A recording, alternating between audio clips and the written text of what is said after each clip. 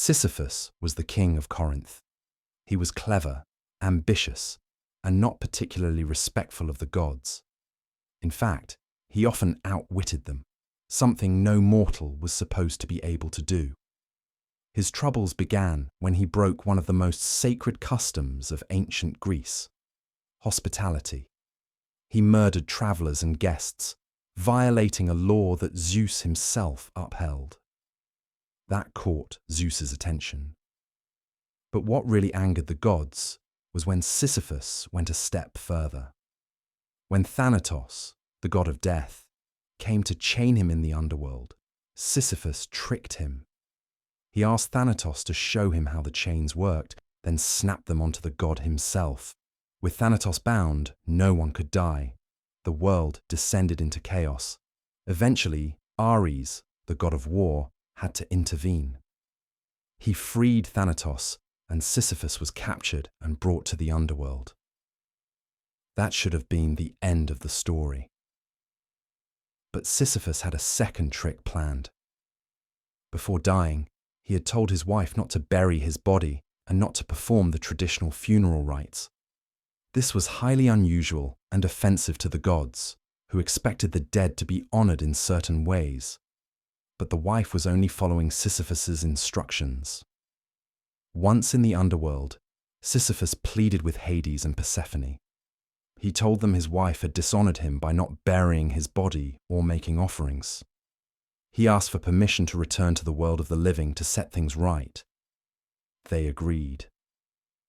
But Sisyphus had no intention of returning. He enjoyed his second life until, once again, the gods intervened and dragged him back to the underworld. This time, Zeus decided that enough was enough.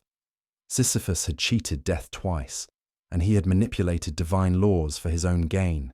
For that, Zeus gave him a punishment not of pain, but of futility. Sisyphus was condemned to push a massive boulder up a steep hill.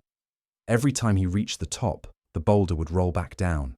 He would start over, again and again, for eternity. To the ancient Greeks, this was a warning. No one, no matter how clever, escapes the consequences of defying the gods.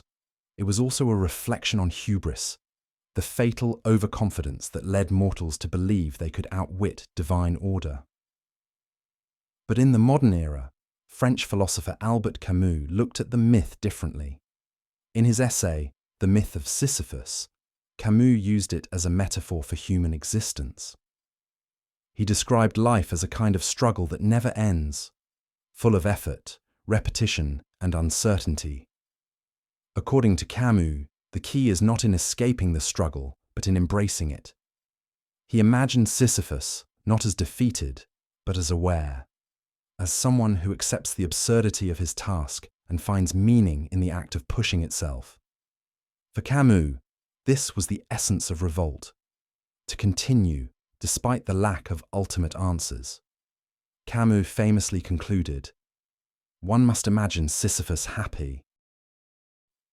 If this story stirred something in you, subscribe. There are more myths to tell and more scrolls to unroll. Until next time.